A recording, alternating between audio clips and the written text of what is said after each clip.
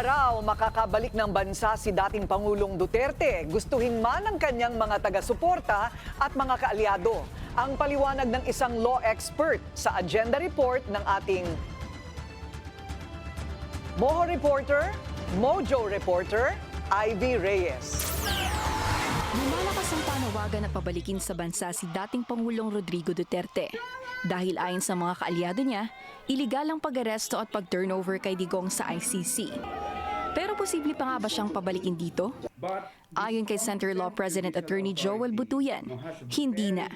Nasa jurisdiction na kasi ng ICC ang dating Pangulo. Sa puntong ito, 3 lang daw ang option ni Duterte. Una, ang interim release. Kung hindi naman flight risk ang dating Pangulo at pasok siya sa mga kwalifikasyon para dito, posible raw ito. Pero sa 23 taon ng ICC, wala pa raw suspect na may kasong crimes against humanity ang pinayagan ng korte. Ikalawa, dismissal from jurisdictional challenges.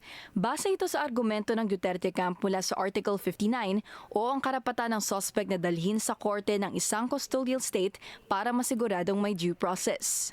But this competent judicial authority has very limited powers. In fact, it almost amounts to a ministerial power.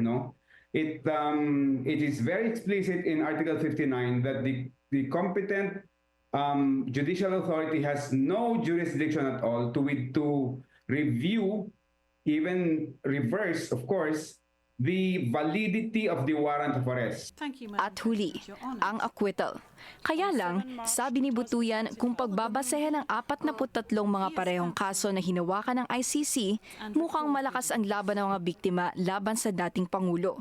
Dagdag pa niya, ang pronouncements mismo ni Duterte sa publiko noon, bagamat ayon sa kanyang mga kaalyado ay mga biro lamang, may implikasyon sa kinakaharap niyang kaso. This case that we are about to discuss will go down in history as the international criminal case where the accused himself facilitated his own conviction. Isang senaryo pa ang sinabi ng law expert. Sakaling hindi matapos ni Duterte ang paglilitis dahil sa kanyang kalusugan, hindi naman automatic na absuelto na agad ang mga co-accused.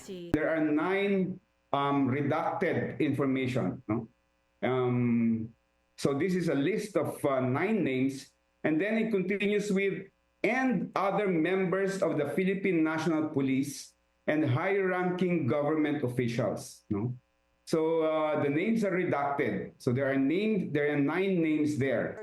Sa panayam ng On Point ng Billionaire News Channel, sinabi ni former Chief Presidential Legal Counsel Salvador Panelo na malinaw ang kanilang diskurso sa kaso ni Digong, maging dito sa Korte Suprema o sa ICC. Tinakas na nila.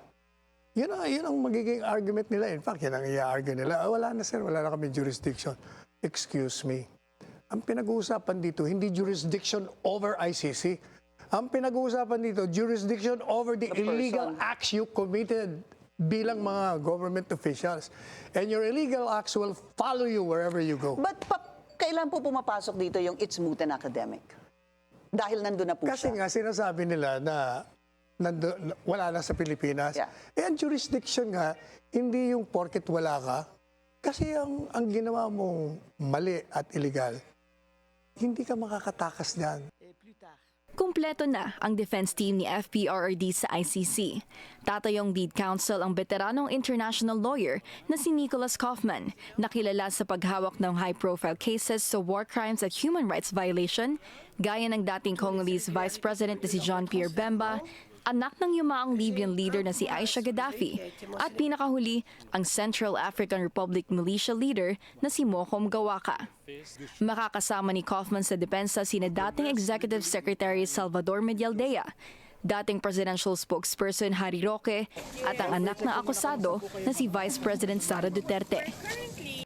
Tuloy ang legal battles ng mga Duterte dito sa Pilipinas at sa Hague, Netherlands. Nakabinbin pa sa SC ang mga pinagsamang petisyon na kumikwestiyon sa jurisdiksyon ng ICC sa pag-aresto kay Duterte.